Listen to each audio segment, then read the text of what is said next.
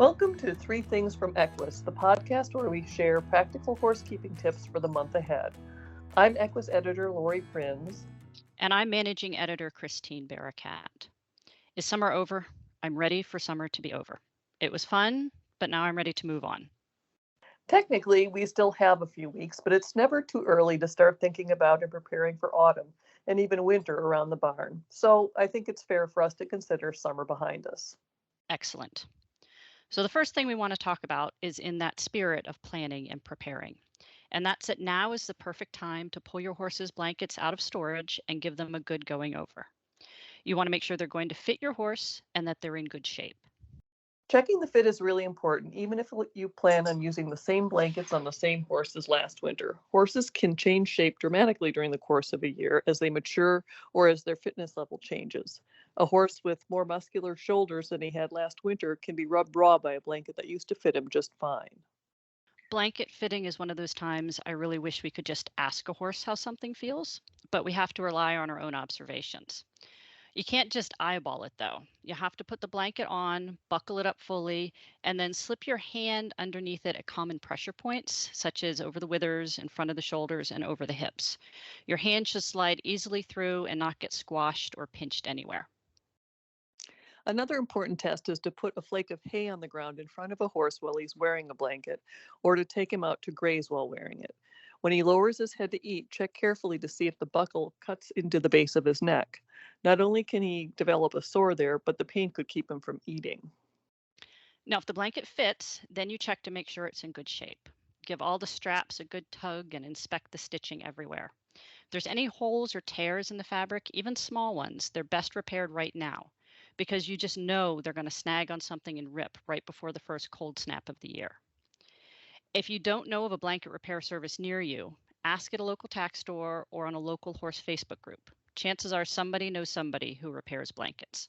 You can't fix a bad fit, though, and sometimes it's better to replace a blanket than to have it repaired. In those cases, you're going to be happy that you've done the assessment early so you can order a new blanket while the inventory is still high.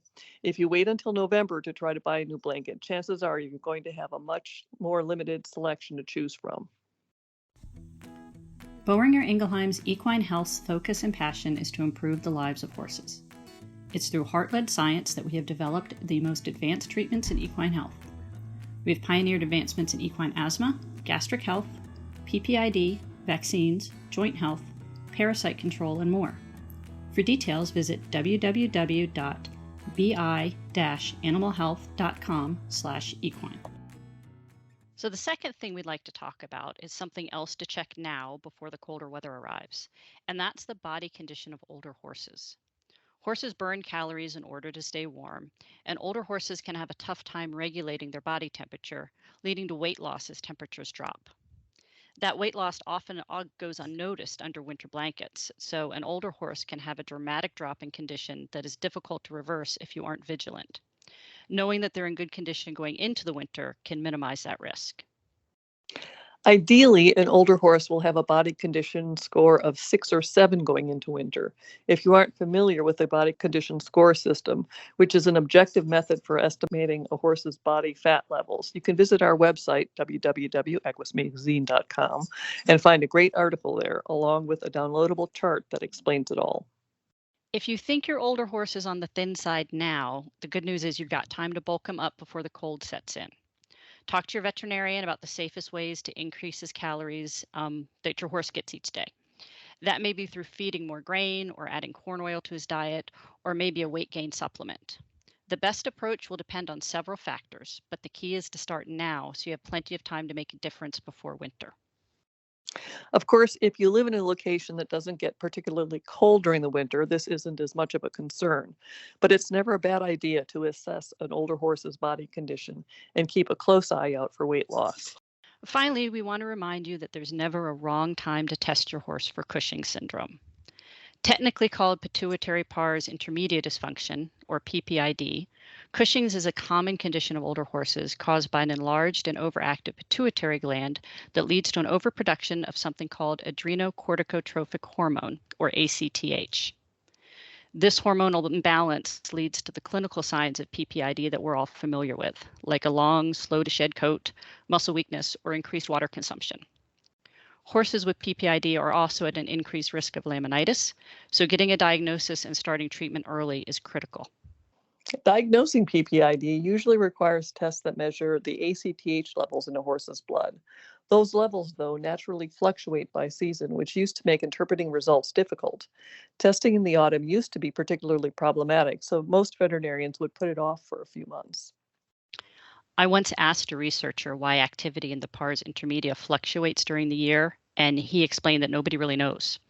He said it might be something that persisted throughout evolution, but is of little or no benefit to horses today. So the seasonal changes were messing up testing for no good reason. The good news is that some very smart researchers have been able to determine thresholds and baselines that allow for ACTH testing at any time of year. One recent study even quantified week-to-week fluctuations in hormonal levels.